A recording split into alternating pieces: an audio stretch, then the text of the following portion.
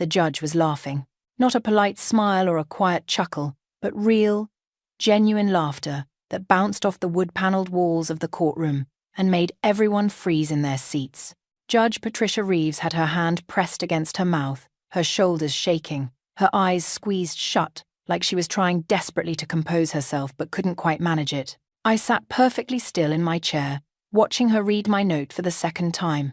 Across the aisle, Brandon had gone the color of old newspaper. His attorney, the infamous Diane Foster in her $1,000 suit, was half risen from her seat, her mouth open but no words coming out. The bailiff looked confused. The court reporter's fingers had stopped moving on her machine. Judge Reeves read the note a third time, then looked up at Brandon with an expression I couldn't quite read. Something between amusement and disbelief. Maybe a little bit of respect for me mixed in there too. "Mr. Hayes," she said. And even though she was clearly trying to sound professional, there was still laughter in her voice. "Your wife has submitted some very interesting information." Brandon cleared his throat. His hand went to adjust his tie, that nervous habit he'd developed somewhere during his second year of law school. "Your Honor, I don't know what she's written, but I've been completely honest." "We'll get to that," Judge Reeves interrupted, glancing at the note again and pressing her lips together to keep from smiling. "We'll definitely get to that. But I'm getting ahead of myself. Let me back up, because you need to understand how I ended up in that courtroom, holding the kind of secret that could make a judge laugh in the middle of a divorce hearing. 6 years earlier, I met Brandon Hayes at a community fundraiser in the church basement on 4th Street. I was 26 years old, working as a nurse's aide at Mercy General during the week and cleaning office buildings on weekends. I'd shown up to the fundraiser because Mrs. Chen from the hospital had asked me to help serve food, and I never could say no when someone needed help. Brandon was there volunteering too, ladling soup into bowls with this easy smile that made everyone around him relax. He wore a faded college sweatshirt and jeans with a hole in the knee, and when he laughed at something, the elderly man in line said, "It was the kind of laugh that made you want to laugh too." "You're Claire, right?" he said when I came over to refill the bread baskets. "Mrs. Chen pointed you out. She says you're the hardest worker at the hospital." I felt my face get hot. "She's exaggerating." "I doubt that." He had these warm brown eyes that crinkled at the corners. "I'm Brandon. I'm supposed to be studying for finals right now, but I figured feeding hungry people was more important than constitutional law." "Law school?" I was impressed despite myself. "Yeah, well, trying to get there. Still finishing my undergrad." He wiped his hands on his apron. "Working part-time here at the non-profit, saving up. My family's not exactly thrilled about the law school plan." We talked for 3 hours after the fundraiser ended, sitting on the church steps while the sun set. He told me about growing up with parents who expected him to join the family investment business, about how he wanted to do something that actually helped people. I told him about dropping out of nursing school when my dad got sick, about planning to go back someday when I'd saved enough. "You will," he said with absolute certainty. "I can tell you're the kind of person who finishes what she starts." 8 months later, he proposed to me in that same church basement. We were both volunteering again, and he got down on one knee right there between the folding tables and metal chairs. The ring was small, but I didn't care. I thought I was the luckiest woman alive. His mother didn't cry happy tears at our engagement party. Mrs. Helen Hayes stood in her perfectly decorated living room with her perfectly styled grey hair and looked at me like I was something unpleasant she'd found on the bottom of her shoe. "Brandon tells me you work at a hospital," she said, in a tone that made it sound like I worked at a garbage dump. "Yes, ma'am. I'm a nurse's aide." "How practical." She took a sip of her wine. "And you didn't finish college?" "Not yet, but I plan to." She smiled, but it didn't reach her eyes. "Of course you do, dear." Brandon's father was kinder, but distant. He shook my hand firmly at the party and said, "Welcome to the family." But I noticed he didn't look me in the eye when he said it. 2 weeks after the engagement party, Brandon got his acceptance letter to law school. A good one, too. The kind that meant something. We celebrated with cheap champagne in our tiny apartment, and he spun me around the kitchen. "This is it, Claire. This is everything we've been working toward. I'm so proud of you." He set me down and his expression got serious. It's going to be tough, you know. 3 years of intense study. The tuition is, well, it's a lot. We'll figure it out. We always do. My parents offered to help, but only if. He trailed off, looking uncomfortable. Only if what? Only if I reconsidered the engagement. They want me to focus on school, not, married life. He took my hands. I told them no. Obviously, you're more important than their money. My chest felt tight with love and guilt all mixed together. Brandon, if you need to accept their help. No, I choose you. I'll take out loans, and we'll both work, and it'll be fine. We're a team, right? Right. That's when he said it. The thing that would echo in my head for the next 6 years. Maybe you could pick up some extra shifts? Just temporarily. Just until I get through school and pass the bar. Then I'll take care of us. I promise. I believed him. God help me. I believed every word. So I picked up extra shifts. Then double shifts. My weekday schedule became a blur of bedpans and patient charts, rushing from room to room at Mercy General. On weekends, I pushed a janitor's cart through empty office buildings, mopping floors and emptying trash cans while the city slept. Brandon studied. He studied hard. I'll give him that. Our apartment was always scattered with law books and highlighted cases. He'd quiz himself out loud while I made dinner on my feet that ached from standing all day. Sometimes I'd fall asleep on the couch while he was still working at 2 a.m. You're amazing, he'd tell me, kissing my forehead when he finally came to bed. I couldn't do this without you. The first year wasn't so bad. We were broke, but we were happy. Or I thought we were happy. Brandon still held my hand when we walked to the corner store. He still called me during his lunch break to hear my voice. Second year of law school, things started changing. Small things at first. He stopped asking about my day. He started spending more time at study groups with his classmates, coming home smelling like expensive coffee from places I couldn't afford. He signed up for a gym membership at some fancy place downtown. I need to stay healthy, he explained when I asked about the cost. Clear mind, healthy body, I was too tired to argue. I was working 60, sometimes 70 hours a week. I'd lost weight because I was too exhausted to eat properly. I had bruises on my arms from helping lift patients. My back hurt constantly, but it was temporary. That's what I told myself. Just until he graduated. Just until he passed the bar. Then things would go back to normal. Third year was worse. Brandon barely looked at me anymore.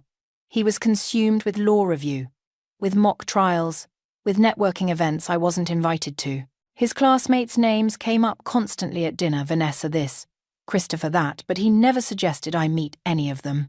You wouldn't be interested, he said once when I asked. It's all boring legal stuff. The night before his bar exam, I held him while he panicked about failing. You won't fail, I promised. You're the smartest person I know. You're going to pass, and then everything we've worked for will have been worth it. He passed. Of course he passed. Brandon Hayes didn't fail at things. I'd planned a small surprise party at our apartment with Tommy and a few of our old friends from the church. Nothing fancy, just pizza and beer and a homemade cake that said, "Congratulations, Attorney Hayes," in blue frosting that took me an hour to pipe carefully. When Brandon walked through the door and saw everyone there, his smile looked forced, but he played along, accepting congratulations and hugs. I kept catching him checking his phone. Finally, after everyone had eaten, and I'd taken about 100 photos, I went to hug him. Just wanted to wrap my arms around my husband and tell him how proud I was, how worth it everything had been. He hugged me back, but his body was stiff. And then he leaned down, his mouth close to my ear, and whispered 7 words that made my blood turn to ice. We need to talk about your appearance. I stood there frozen, Brandon's arm still loosely around my shoulders. Those 7 words echoing in my head like a slap I hadn't seen coming. What? I pulled back to look at his face, thinking maybe I'd misheard him. Maybe the noise from our guests had distorted his words. But his expression told me everything. That slight tightness around his mouth, the way his eyes wouldn't quite meet mine. He'd meant exactly what he said. Later, he murmured. then turned away to accept another round of congratulations from Tommy, who was blissfully unaware that anything was wrong. I moved through the rest of the party like a ghost, cutting cake, refilling drinks, smiling until my face hurt. The whole time, those words kept playing on repeat.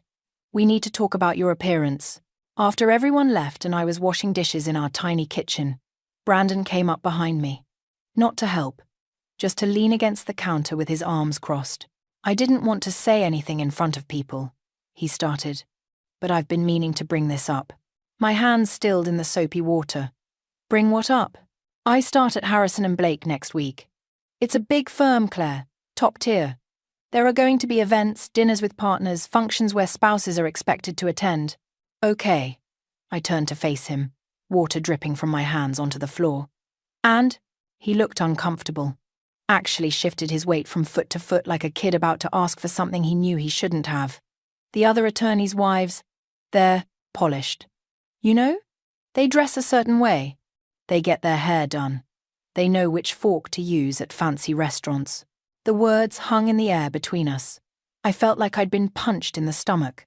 Are you saying I'm an embarrassment to you? No. God, no. I'm just saying. He ran his hand through his hair. Maybe you could try a little harder. Get some nicer clothes.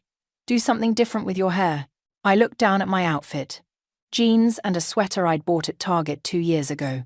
My hair was pulled back in a ponytail because I never had time to style it anymore. My nails were short and unpolished because you can't have long nails when you're helping patients in and out of bed. Brandon, I work 60 hours a week. I don't exactly have time for manicures and salon appointments. Well, maybe you could cut back on the hours now. I'm going to be making good money. You don't need to work so much.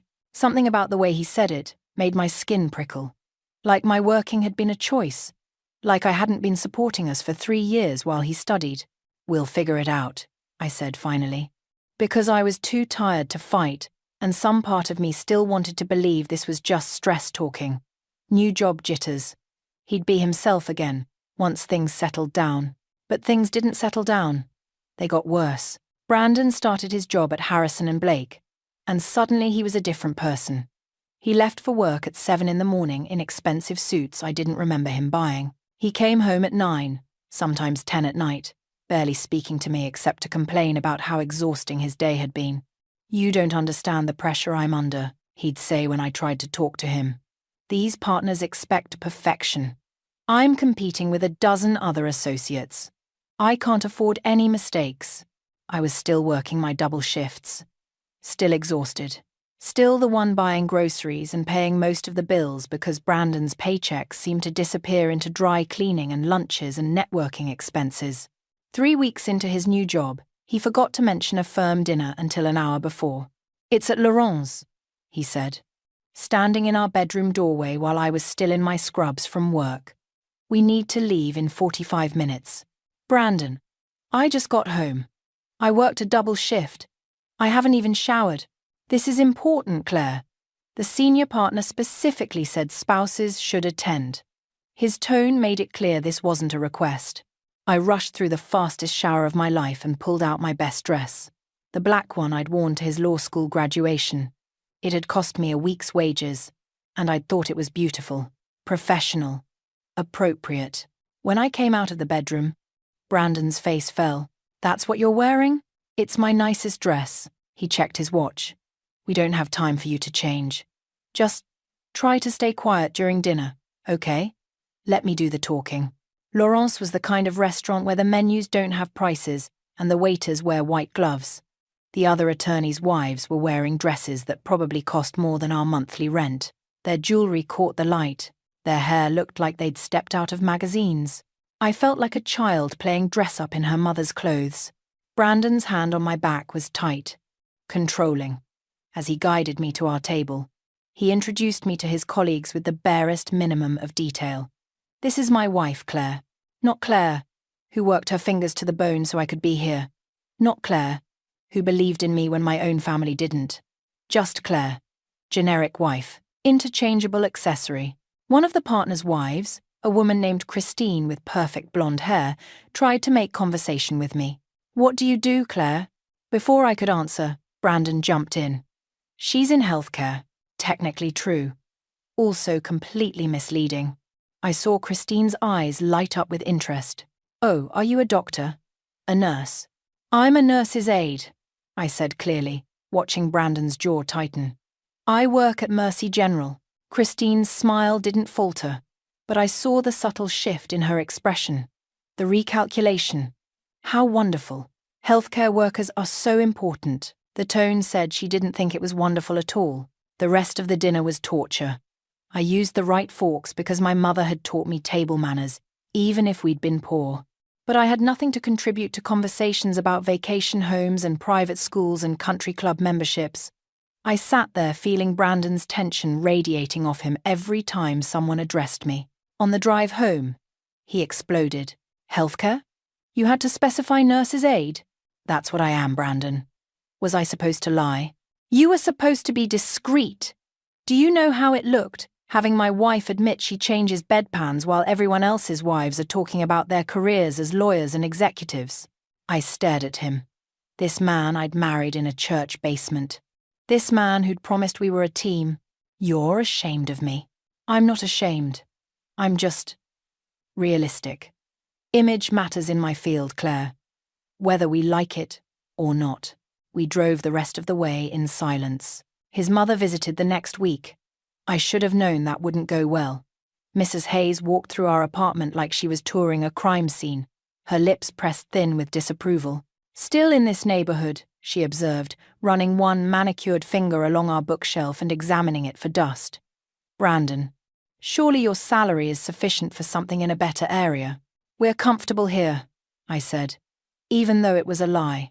The walls were thin, and our neighbors fought loudly, and there was a weird smell in the hallway that never went away. Mrs. Hayes turned to look at me with those cold blue eyes. Yes, well, comfort is relative, isn't it?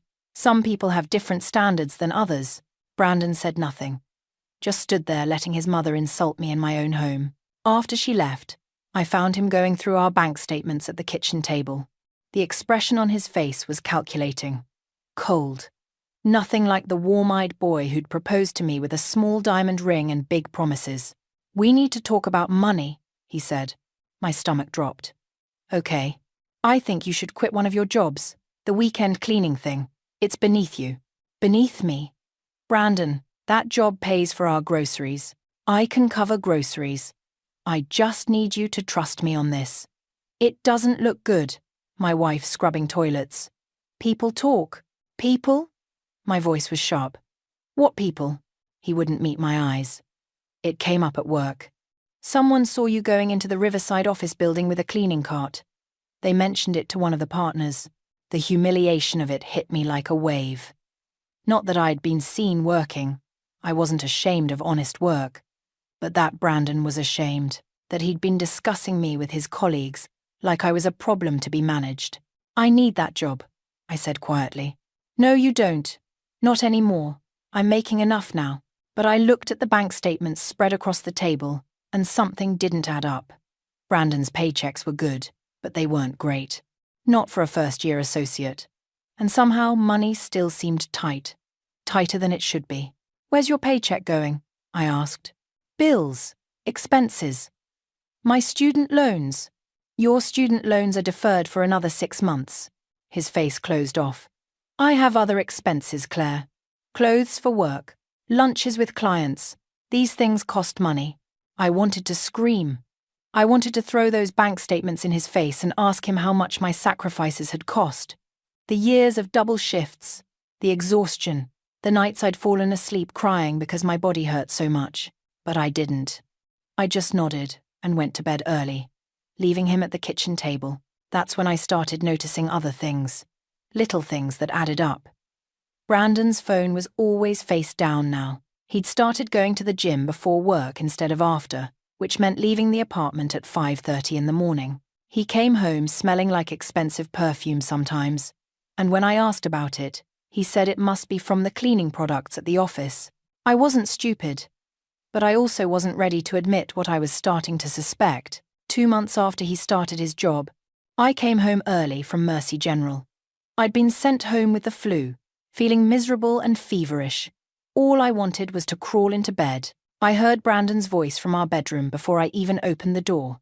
He was on the phone, his tone casual and unguarded in a way he never sounded with me anymore. I stood in the hallway, my key still in my hand, and listened. It was a mistake marrying her. I just didn't know any better back then, you know?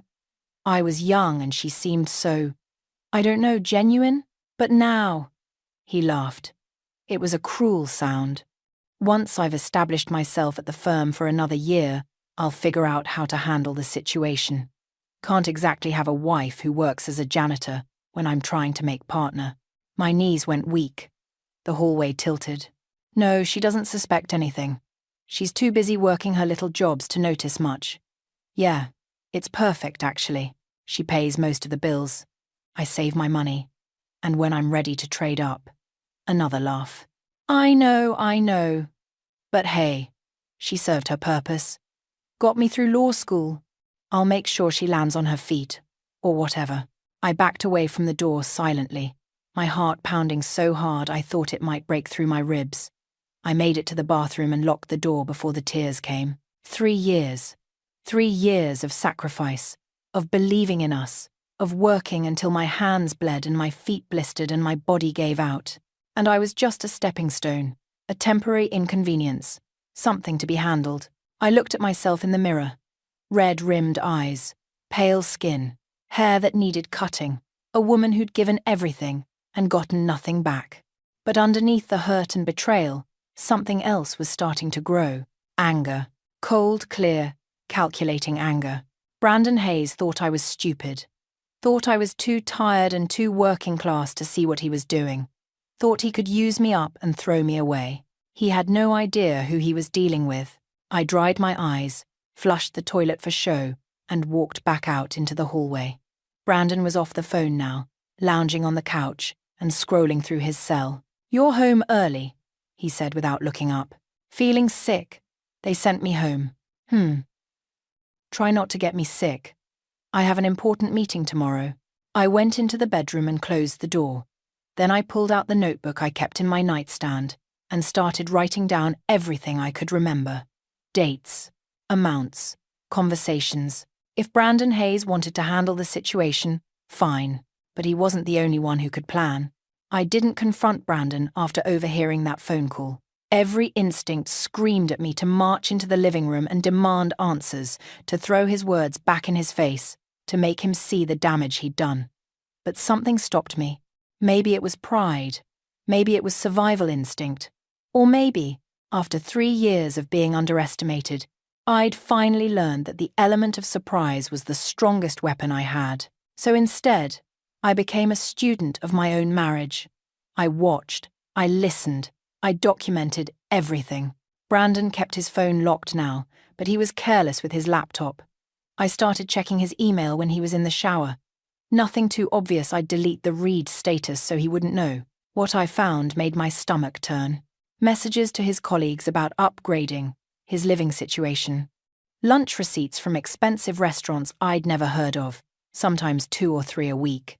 And emails with a junior associate named Vanessa Cho that were just a little too familiar, a little too frequent, filled with inside jokes and late-night work sessions I was never told about. Working late again?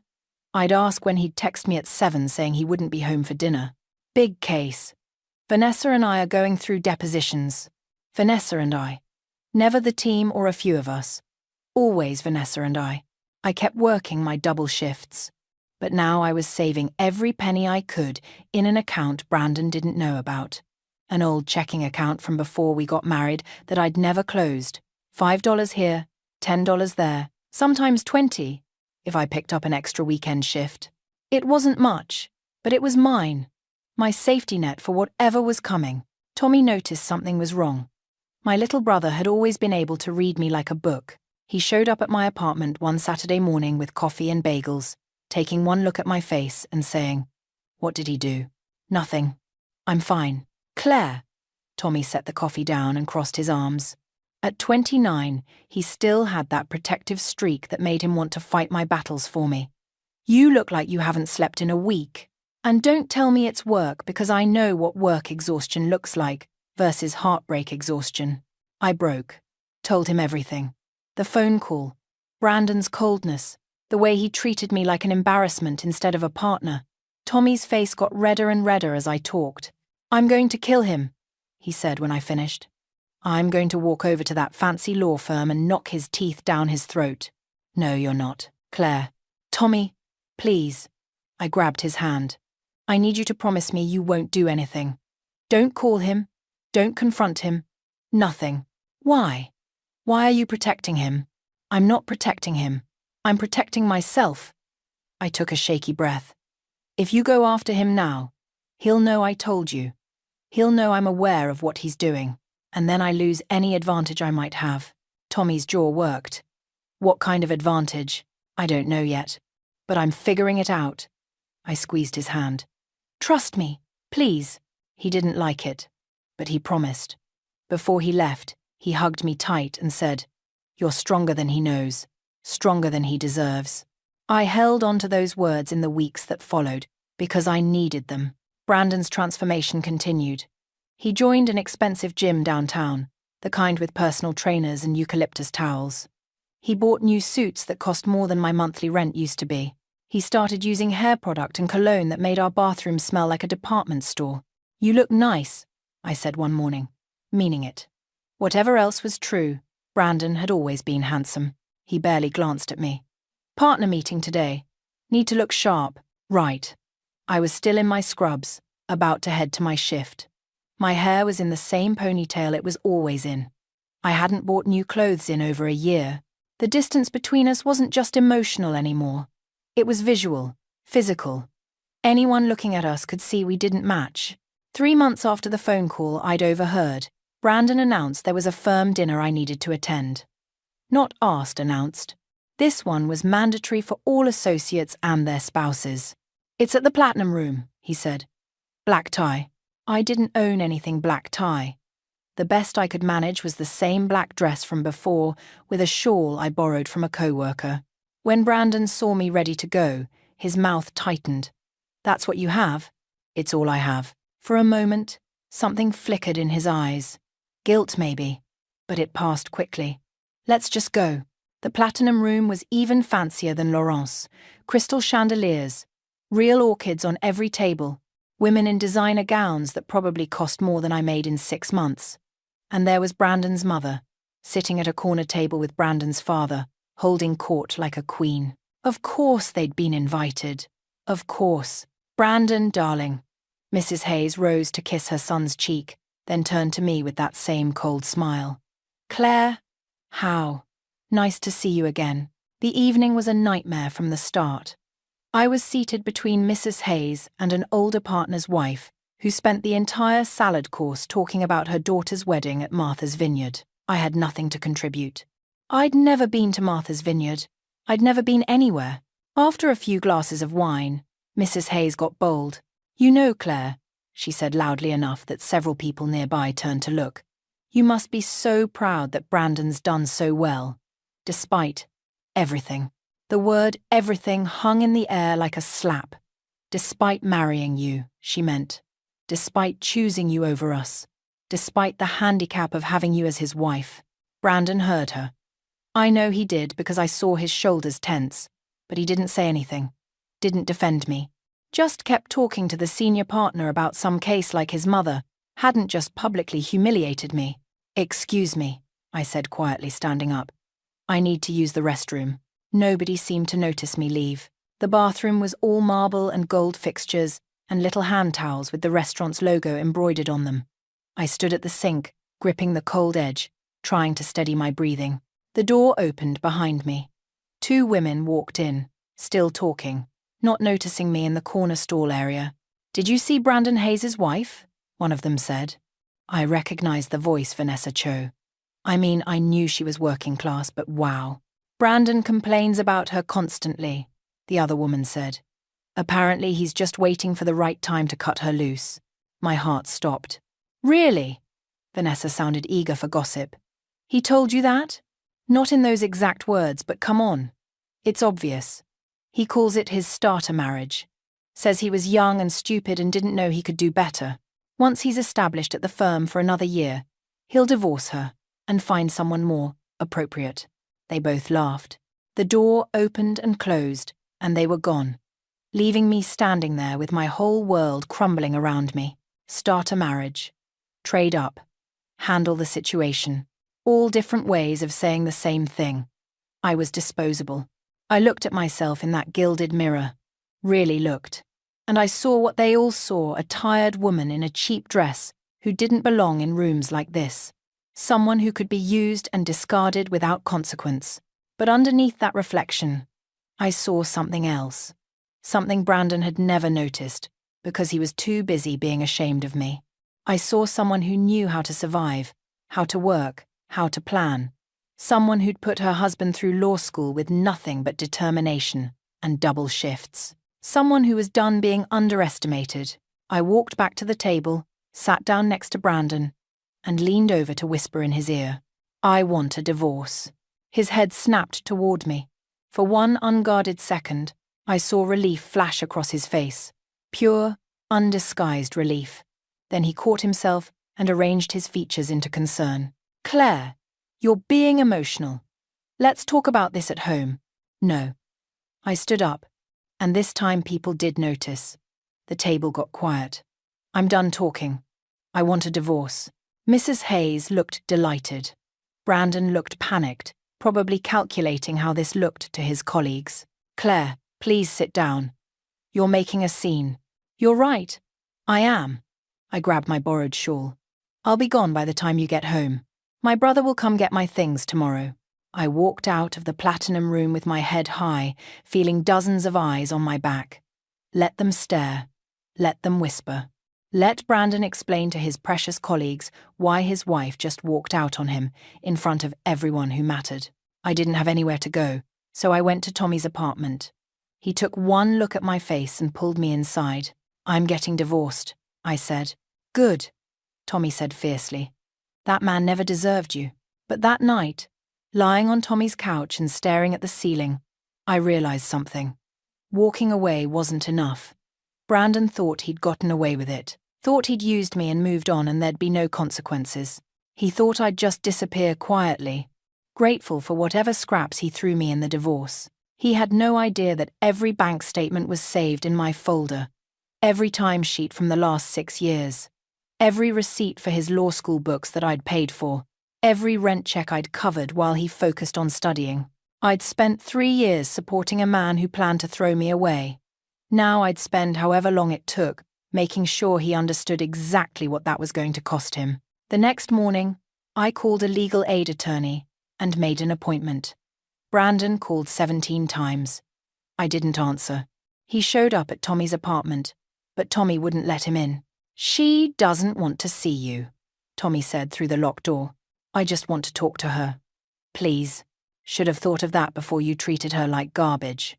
Through the door, I heard Brandon's voice change. "Get colder, more calculated. Tell Claire she's making a mistake. If she wants to do this the hard way, I have lawyers who will destroy her." Tommy slammed his palm against the door. "Get out before I come out there." After Brandon left, Tommy turned to me. "He's going to fight dirty." "I know," I said. "Good thing I've been preparing." Because I had been. The folder in my bag was 3 inches thick now. Bank statements, timesheets, pay stubs, photos of receipts. A detailed timeline of every dollar I'd contributed to Brandon's education and career. And I had one more thing. One piece of information I'd discovered while going through old papers. Something that changed everything. But I wasn't ready to use it yet. Not until the time was right. Not until it would do the most damage. Brandon Hayes thought he was the lawyer. The smart one. The one who knew how to win. He was about to learn that underestimating your opponent was the fastest way to lose. The divorce papers arrived 3 days later, delivered by a process server to Tommy's apartment where I was staying. Brandon hadn't wasted any time. What surprised me was the letterhead. Harrison and Blake, his own firm, wasn't representing him. Instead, the papers came from Foster and Associates, and the attorney listed was Diane Foster herself. Tommy watched me read through the documents, his face getting darker with every page I turned. "What does it say?" "He's offering me $5,000 and 30 days to vacate the apartment." My voice sounded hollow even to my own ears. That's it. $5,000 for 6 years of marriage. That's insane. You can fight that, right? I kept reading. The language was cold, clinical, brutal. Brandon's petition painted me as a woman who'd contributed nothing to the marriage, who'd been supported by his income, who was now attempting to profit from his success through an opportunistic divorce. Every line was a lie, every paragraph a knife in the back. He's claiming he supported me, I said quietly, that I was dependent on him financially throughout the marriage. That's the opposite of what happened. I know. I set the papers down carefully, my hands shaking. He's counting on me not being able to prove otherwise. Poor people don't keep good records, right? We're too busy surviving to document everything. But I had documented everything. And Brandon had no idea. The legal aid attorney I'd contacted, a tired-looking woman named Lisa Brennan, reviewed my folder with increasingly wide eyes. Mrs. Hayes, this is extraordinary documentation. I work in healthcare, I said. We're trained to keep detailed records. You have pay stubs going back 6 years, timesheets, copies of checks, even photographs of receipts. Lisa looked up at me with something like respect. Do you know what he's offering you in the settlement? $5,000. Her laugh was bitter. Of course he is. And let me guess, his attorney is Diane Foster. You know her? Everyone knows her. She's the best divorce attorney in the city if you can afford her. She's also ruthless. Lisa tapped the folder. But she's used to people rolling over. She's not used to clients who come prepared like this. So we can fight it? Lisa hesitated. Mrs. Hayes, Claire, I need to be honest with you. Foster is going to bury us in motions and delays. She'll make this as expensive and drawn out as possible, hoping you'll give up and take whatever settlement they offer. That's her strategy. I'm not giving up. The legal aid office can represent you, but our resources are limited. Foster will have paralegals and investigators and expert witnesses. We'll have me and whatever I can pull together between my other 90 cases. She looked at me seriously. This is going to be hard. Probably the hardest thing you've ever done. I thought about the last 6 years. The double shifts. The exhaustion. Coming home to a husband who looked at me like I was an embarrassment. I've done hard before, I said. Let's do this. The first hearing was a mediation session 2 weeks later.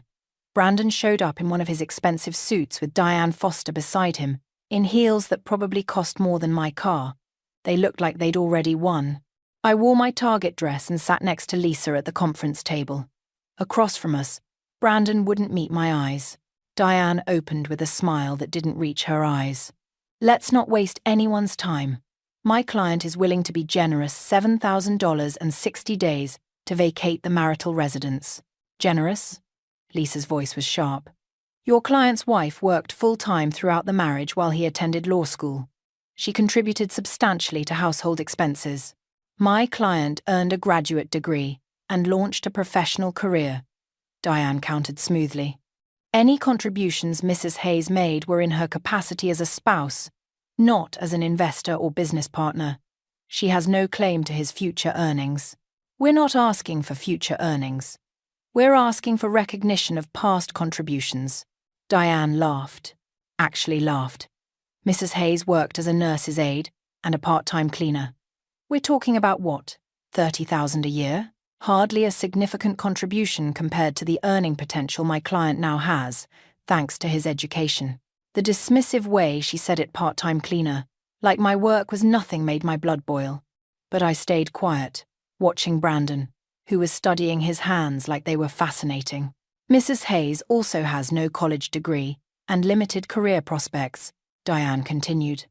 My client is already being more than fair, considering she'll receive spousal support of sorts through this settlement. Legally, he owes her nothing. Actually, Lisa said calmly, pulling out a document from my folder. We'd like to discuss the financial arrangements during the marriage in more detail. Diane waved a hand. We've reviewed the relevant bank statements. Mr. Hayes's income supported the household. Did it? Lisa slid the paper across the table. Because according to Mrs. Hayes's records, she contributed approximately $186,000 to household expenses and her husband's educational costs over 6 years. The silence that followed was deafening. Diane picked up the paper, her expression unchanging, but I saw her eyes moving rapidly across the numbers. Brandon had gone pale. "This is creative accounting," Diane said finally. "Inflated figures designed to—" "Every number is documented," Lisa interrupted. "Pay stubs, cancelled checks, bank transfers, receipts. Mrs. Hayes kept meticulous records. We can provide backup documentation for every single dollar claimed." Brandon finally looked up, and for the first time since this started, I saw real fear in his eyes.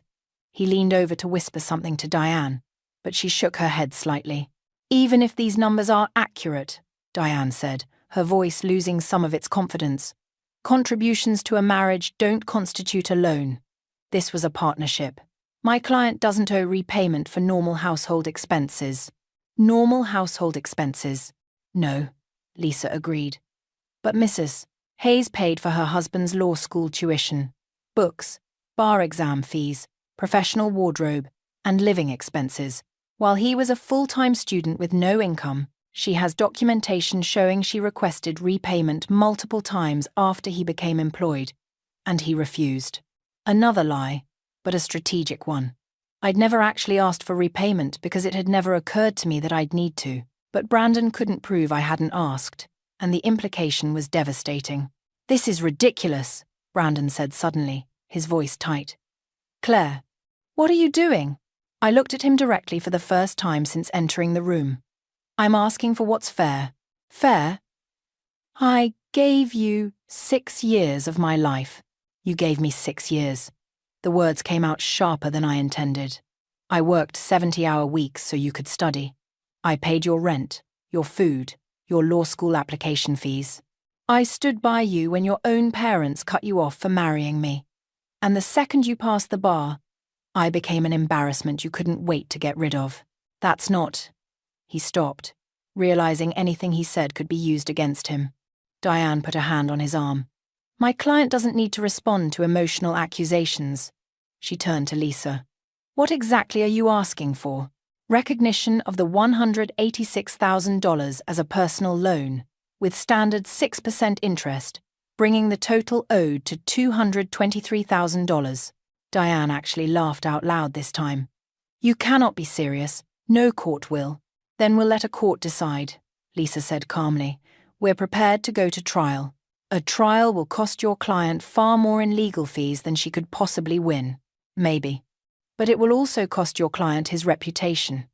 Lisa pulled out another document. "It will become public record that Brandon Hayes financed his legal education entirely through his wife's labor, while telling everyone he came from money, that he married someone he considered beneath him, used her, and then tried to discard her with $5,000. I imagine the partners at Harrison and Blake would find that very interesting reading." Brandon's face had gone from pale to grey. He leaned toward Diane and whispered urgently. She listened, her expression hardening, then called for a recess. Lisa and I stepped into the hallway while Brandon and Diane huddled in the conference room. "That was amazing," I said, my hands shaking with adrenaline. "Don't celebrate yet. They're going to come back with a counteroffer, probably something significant, and they're going to pressure you to take it." Lisa looked at me seriously. "The question is, what do you actually want from this?" I thought about it. About Brandon's cold voice on the phone saying I was a mistake. About his mother's cruel smile. About Vanessa Cho laughing in the bathroom about my cheap dress. "I want him to understand what it costs to underestimate someone," I said. "I want him to know he can't just use people and throw them away without consequences. And if he offers you enough money to start over, to go back to school, buy a house, build the life you put on hold for him, then I'll take it," I said, "because that's what I earned. Not as his wife, as the person who believed in him when no one else did." 20 minutes later, Diane and Brandon emerged. Brandon looked like he'd aged 10 years. Diane's expression was carefully neutral. "My client is willing to offer a settlement of $75,000, the car, and 6 months to vacate the apartment," Diane said. "In exchange, Mrs. Hayes signs a non-disclosure agreement and makes no public statements about the marriage or divorce. $75,000. It was more money than I'd ever had at once. Enough to finish my nursing degree. Enough to start over. But it wasn't enough. Not for what he'd done. Not for what he'd planned to do. "We'll consider it," Lisa said, and I could hear the surprise in her voice that I hadn't immediately accepted. "There's a time limit," Diane said. "This offer expires in 48 hours. After that, we proceed to trial, and I promise you, my client will spare no expense in defending himself." Back in Lisa's office, she turned to me with disbelief written all over her face. "Claire, that's a good offer. Better than good. With a non-disclosure agreement, you could take the money and move on with your life." "I don't want to move on quietly," I said. "I want to go to trial." "Why? You'll spend months in court, maybe years. It'll be expensive and exhausting, and there's no guarantee you'll win more than what he's offering now." I pulled out one more document from my folder, the one I'd been saving. The one that changed everything. "Because I have proof that Brandon's family didn't just disapprove of our marriage," I said quietly. "I have proof they cut him off completely. Every cent of his law school, every expense, every dollar he told people came from his trust fund.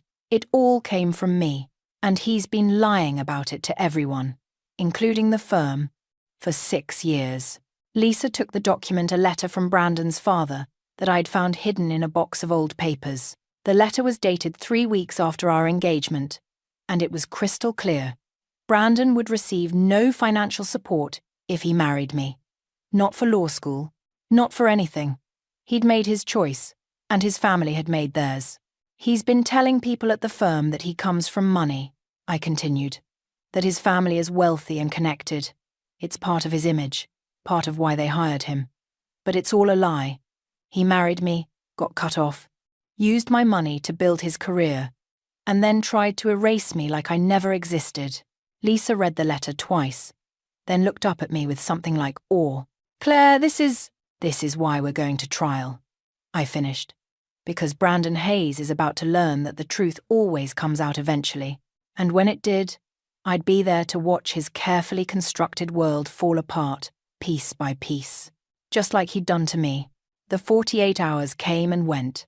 Brandon's offer expired without a response from me. 2 days later, we got the notification that the case was going to trial. Lisa called me that evening, and I could hear the stress in her voice. "Claire, I need you to be absolutely certain about this. Diane Foster is going to come at us with everything. She'll try to destroy your credibility, paint you as vindictive and greedy. Are you ready for that?" I thought about the woman I'd been 6 years ago, the one who'd believed in love and partnership and happily ever after. That woman would have been terrified, but I wasn't her anymore. "I'm ready," I said. The trial was scheduled for 3 weeks later. In that time, Diane filed motion after motion, trying to get my evidence excluded, trying to delay, trying to exhaust our resources. But Lisa fought back, and somehow, we kept moving forward. Tommy helped me prepare, running through potential questions Diane might ask, making sure I stayed calm. "Don't let her rattle you," he said the night before trial. "Just tell the truth. That's all you need to do." The morning of the trial, I put on the same black dress I'd worn to all those firm dinners, the one Brandon had been ashamed of. I wore it deliberately, as a reminder to myself of everything I'd survived. The courtroom was smaller than I'd expected. Wood paneling, fluorescent lights, an American flag in the corner. Judge Patricia Reeves sat behind the bench, a woman in her late 50s with sharp eyes and an expression that suggested she'd heard every lie ever told. Brandon sat at the defense table with Diane, looking every inch the successful attorney in his tailored suit. He still wouldn't look at me. The trial started with opening statements. Diane painted Brandon as a self-made man who'd worked hard to build his career. Burdened now by a vindictive ex-wife trying to profit from his success, she made me sound calculating and cold, someone who'd kept receipts and records because I'd always planned to use them as weapons. Lisa's opening was simpler. She told the truth about the double shifts, the sacrifices, the promises broken, about a man who'd used his wife's labor and loyalty to build a career, then tried to erase her from his story. Then came the testimony. Brandon went first, smooth and polished. He admitted I'd worked during our marriage but characterized my contributions as normal spousal support. He claimed he'd always intended to take care of me once he was established, but I'd changed and become bitter about his success. I loved Claire, he said, and he actually sounded sincere. But she couldn't handle that my life was evolving. She wanted me to stay the same person I was when we met, and that wasn't fair to either of us. It was a masterful performance. Reasonable, sad. The story of a relationship that simply grew apart. Then Diane began presenting their case. She brought up my work history, my lack of education, subtly suggesting I'd always been dependent on Brandon even when the facts said otherwise. She made my careful record-keeping sound obsessive, paranoid. Mrs. Hayes kept detailed documentation of every expense, Diane said, holding up my folder like it was evidence of mental instability. Every receipt, every bank statement, photographed and filed. Does this sound like a loving wife, or someone planning an exit strategy? The implication hung in the air that I'd been the calculating one all along. When it was my turn to testify, my hands were shaking as I took the stand. Lisa walked me through the timeline carefully. Meeting Brandon, his acceptance to law school, the agreement that I'd work extra hours to support us. Did you consider this a loan at the time? Lisa asked. No, I said honestly. I considered it a partnership. I thought we were building a future together. When did that change? I took a breath.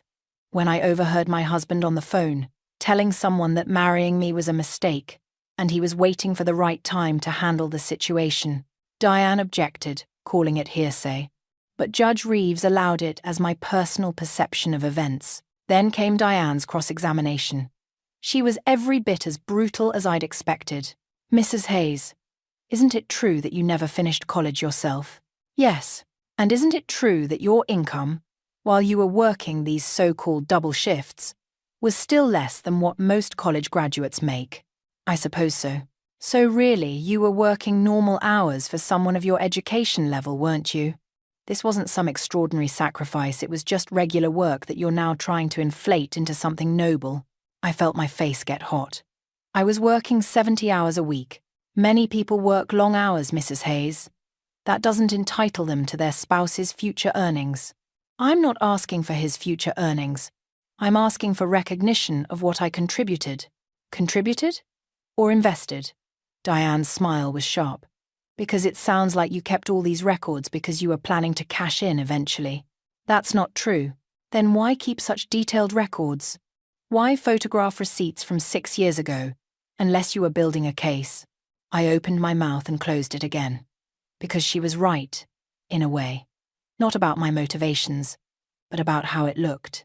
Lisa tried to redirect on re-examination, but the damage was done. The jury, no, wait. There was no jury in family court. Judge Reeves would decide everything, and I had no idea what she was thinking behind those sharp eyes. The trial continued for 2 more grueling days. Lisa presented all my documentation, walking through each expense, each contribution. It was overwhelming, the sheer volume of it. Years of my life reduced to numbers on bank statements. Diane brought character witnesses, Brandon's colleagues, who testified about his work ethic, his dedication. His mother even took the stand, dabbing at her eyes as she talked about how worried she'd been when Brandon married too young, and how she'd tried to support the marriage, even though she had reservations. The lies were breathtaking. On the final day, Lisa called me back to the stand for one last piece of testimony. Mrs. Hayes, do you have anything else you'd like the court to consider? I pulled out the envelope, the one I'd been carrying since this started.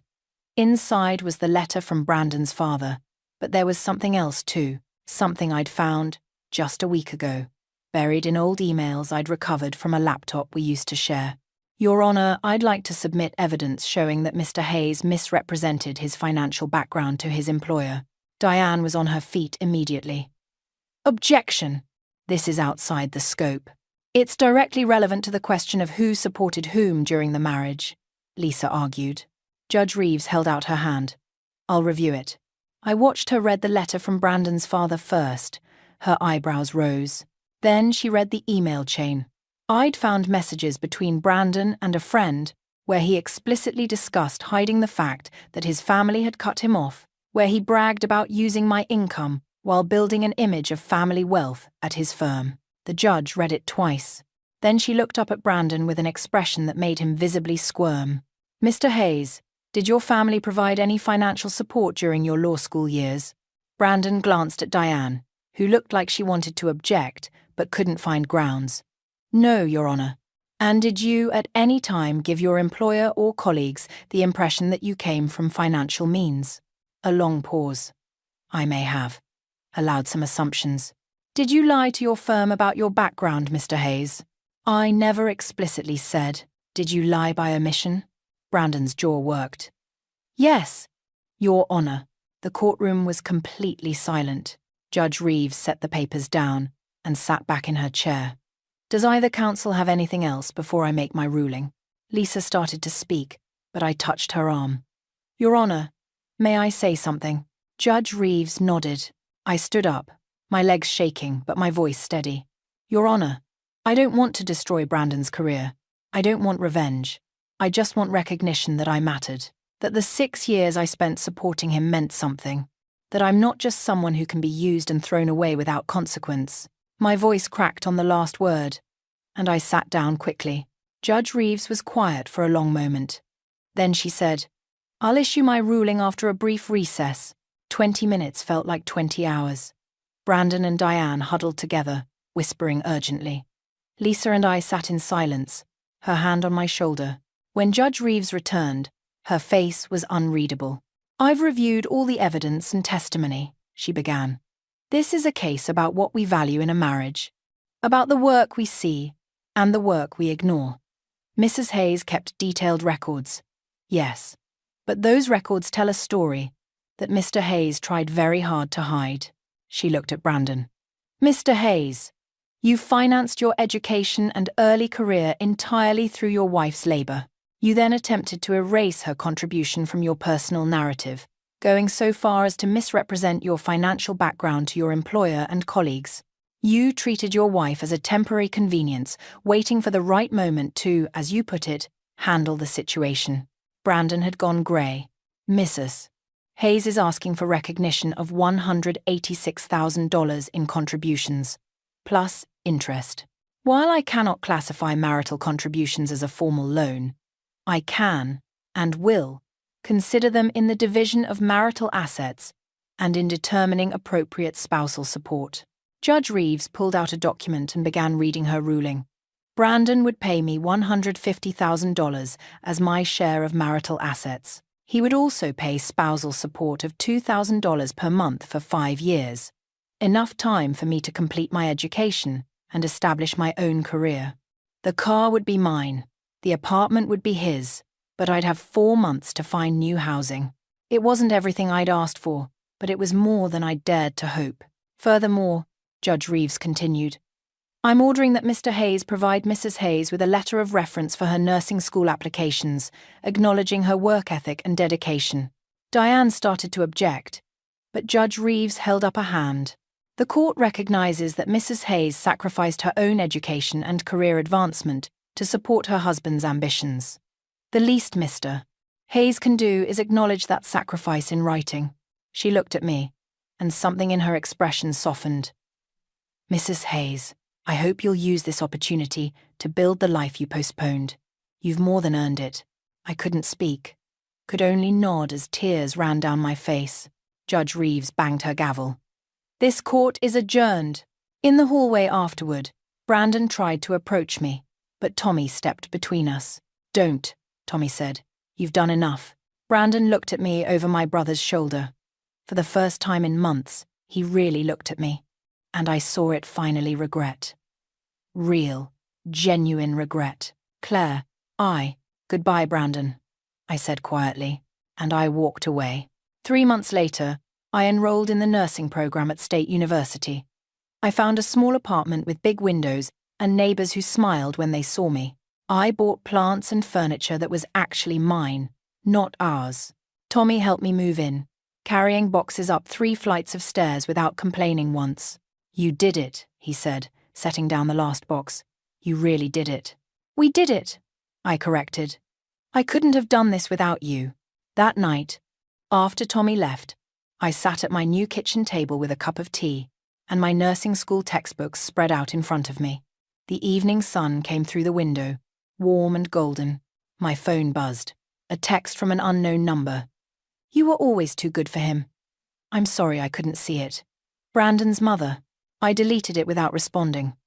I didn't need her apology. Didn't need anyone's validation anymore.